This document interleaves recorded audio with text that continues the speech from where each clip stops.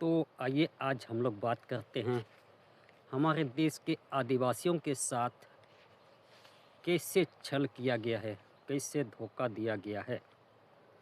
इस विषय पर हम लोग आज बात करते हैं।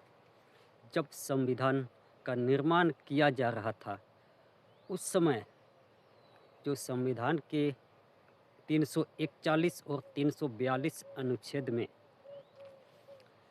अनुसूचित जाति और अनुसूचित जनजाति का जिक्र किया गया है, उस स्थान पर अनुसूचित जनजाति के स्थान पर आदिवासी शब्द का इस्तेमाल किया जाना चाहिए था। लेकिन आदिवासी शब्द का इस्तेमाल ना करके उसमें अनुसूचित जनजाति कर दिया गया है। इसका हम लोगों के ऊपर में, हम आदिवासियों के ऊपर में कितना असर पड़ता है। चलिए मान लेते हैं मेरा नाम बैजनाथ मुंडा है और मेरा नाम में जो थोड़ा सा शब्दों का हेर फेर कर देने से कितना फर्क पड़ता है। मेरा नाम बैजनाथ मुंडा के स्थान पर हम बैजनाथ महतो कर देते हैं। तो इस प्रकार महतो कर देने से और मेरे बच्चे उनको भी इसी प्रकार से महतो ही कर दिया जाएगा। तो इससे धीरे धीरे लोग हम लोग को मुंडा नहीं, यहाँ पर सब महतो समझने लगेंगे और महतो ही मानने लगेंगे। परंतु आदमी तो सेम वही आदमी है, वही आदिवासी है, परंतु शब्द का फेरबदल करने से इसमें हम महत्व हो जाते हैं कि शब्द के फेरबदल करने से। तो उसी प्रकार जो संविधान में हम आदिवासियों को जिस स्थान पर आदिवासी शब्द का प्रयोग करना चाहिए, वहाँ पर आदिवासी शब्द का प्रयोग ना करके उस स्थान पर अनुसूचित जनजाति शब्द का प्रयोग किया गया।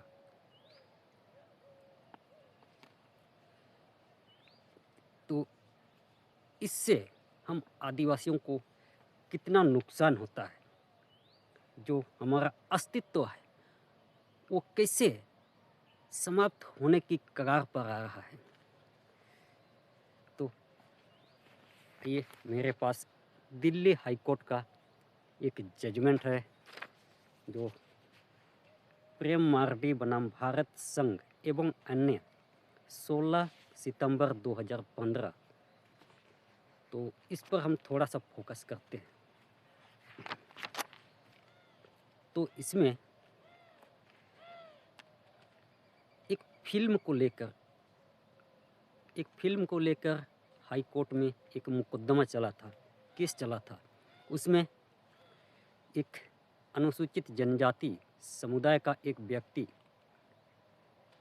जिसको अपमानित करने का जैसा कुछ सीन दिखाया जा रहा था, तो उसी मामले में यह केस हाई कोर्ट में चला और इस केस का सुनवाई करते हुए जज साहब लिखते हैं कि आदिवासी का तात्पर्य मूल निवासी लोगों से है, ना कि भारत के संविधान के अनुच्छेद 341 और 342 में अनुसूचित जाति और अनुसूचित जनजाति की परिभाषा में आने वाले लोगों से।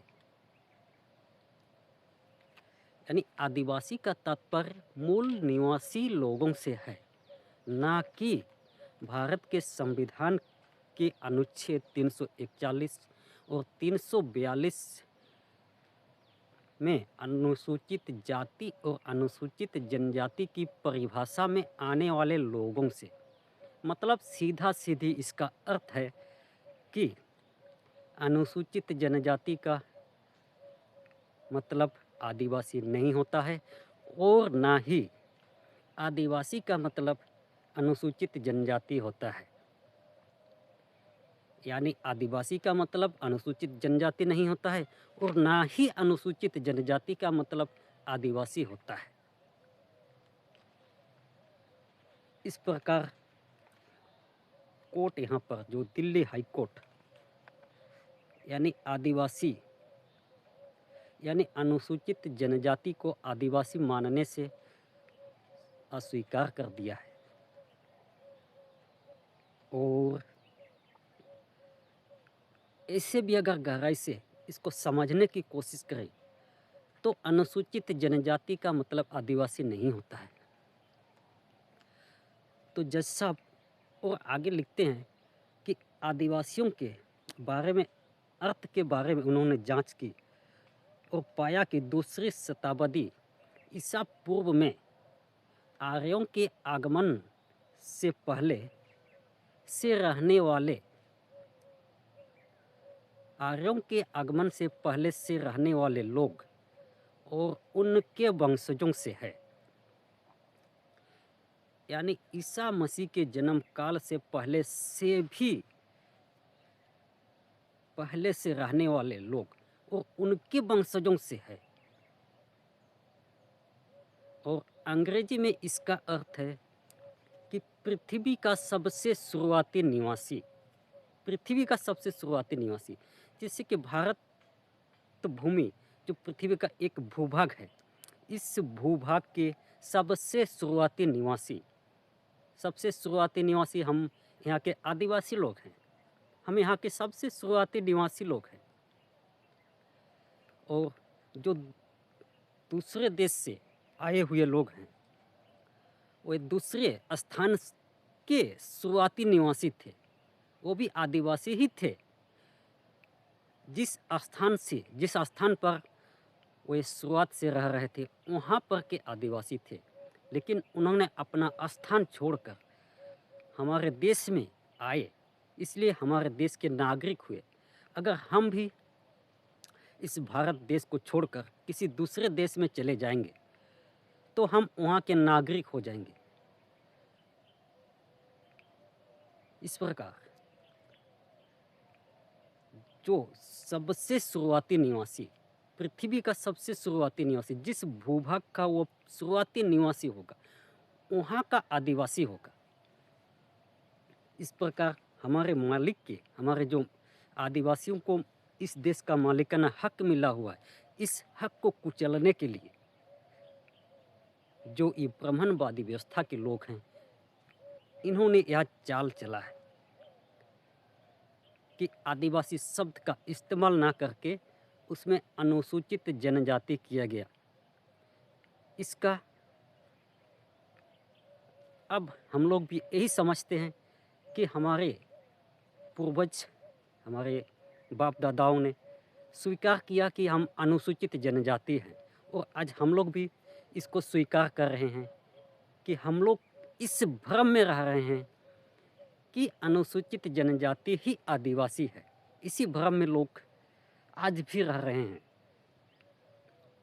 तो यहाँ पर सब क्लियर कर दिया गया है कि अनुसूचित जनजाति का मतलब आदिवासी नहीं होता है। और लोग इसी भ्रम में रह रहे हैं कि अनुसूचित जनजाति ही आदिवासी है, लेकिन कोर्ट ने साफ इनकार कर दिया है। और इसी जजमेंट को आधार बनकर आने वाला समय में और जो भी मुकदमा होगा, चाहे आदिवासियों के बारे में कोई भी सुनवाई हो, तो इसी जजमेंट को आधार मानकर दूसरा फैसला सुनाया जाएगा।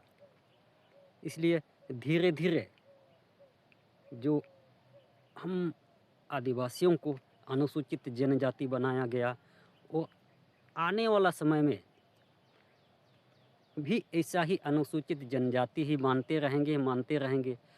तो फिर सदा के लिए हमारा जो आदिवासियों का अधिकार धीरे धीरे समाप्त होता जाएगा और समाप्त होगा।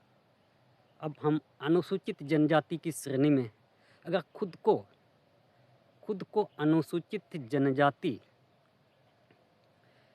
समझते हैं तो इतना समझ लेना चाहिए कि हम गैर आदिवासी की श्रेणी में लगभग हम गैर आदिवासी की श्रेणी में हमारा गिनती हो चुका है। यानी क्योंकि अनुसूचित जनजाति का मतलब ही आदिवासी नहीं होता है। और इसीलिए एक मेरे पास एक अखबार का टुकड़ा है जिसमें लिखा हुआ है कि संयुक्त राष्ट्र संघ ने कहा हम आदिवासियों के साथ हैं, और भारत सरकार ने कहा भारत में आदिवासी हैं ही नहीं।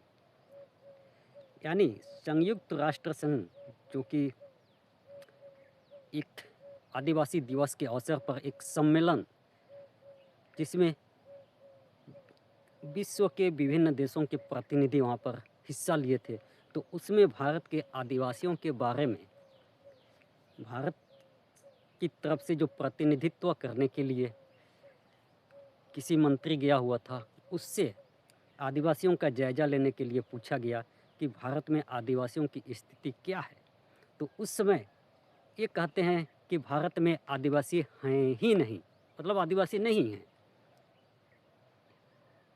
इस प्रकार से जो विश्व का सबसे बड़े मंच पर इस प्रकार का झूठ बोला गया कि भारत में आदिवासी नहीं हैं, तो यह कथन भी कुछ हद तक सही है, क्योंकि हम आदिवासी के स्थान पर अनुसूचित जनजाति को स्वीकार कर लिए हैं, और सीधा सीधी अनुसूचित जनजाति का मतलब आदिवासी नहीं होता है। तो इस प्रकार कुछ पहले आपने देखा कि महतो और कुर्मी अपने आप को अनुसूचित जनजाति की श्रेणी में शामिल करने की मांग कर रहे थे, और एक तरफ अनुसूचित जनजाति जो आदिवासी समुदाय के लोग हैं, वे विरोध प्रदर्शन कर रहे थे कि महतो कुर्मी को अनुसूचित जनजाति की सूची में ना शामिल किया जाए, परंतु जो अनुसूचित जनजाति वर्ग के लोग हैं उनको यह समझ में आ रहा था कि कुर्मी महतो को आदिवासी बनाया जा रहा है, परंतु ऐसा नहीं है। उनको आदिवासी नहीं, अनुसूचित जनजाति की सूची में शामिल करने की मांग कर रहे थे, और एक तरफ आदिवासी समुदाय के लोग हैं वो विरोध कर रहे थे कि इनको आदिवासी ना बनाया जाए। यह समझकर, इस भ्रम में रहकर लोग विरोध कर रहे थे कि उनको आदिवासी बनाया जा रहा है। और बहुत सारा आंदोलन, धरना प्रदर्शन किया गया। तो इस भ्रम में ना रहें कि अनुसूचित जनजाति का मतलब आदिवासी होता है। आदिवासी एक अलग चीज़ है और अनुसूचित जनजाति एक अलग चीज़ है। इसको आप गौर से समझने की कोशिश कीजिए, वरना हम आदिवासी अपने आप को, अपना मालिक का हक जो है, अपने आप से हम खो देंगे, क्योंकि हमारे पास अपने आप को आदिवासी कहने के लिए कुछ भी सबूत नहीं रहेगा, कुछ भी नहीं बचेगा। इसलिए हम अपने आप को आदिवासी नहीं प्रूव कर पाएंगे। इसलिए जितने भी लोग इस वीडियो को देख रहे हैं, आप समझने की कोशिश कीजिए कि आदिवासी का मतलब क्या होता है और हमारे साथ क्या हो रहा है, कैसे छल किया जा रहा है, छल करके हमारे अधिकारों को ख़त्मने की कोशिश किया जा रहा है। इसलिए हम सबको मिलकर इन सब को बचाने की कोशिश करना चाहिए। चलिए, इसी के साथ आज हम अंत करते हैं।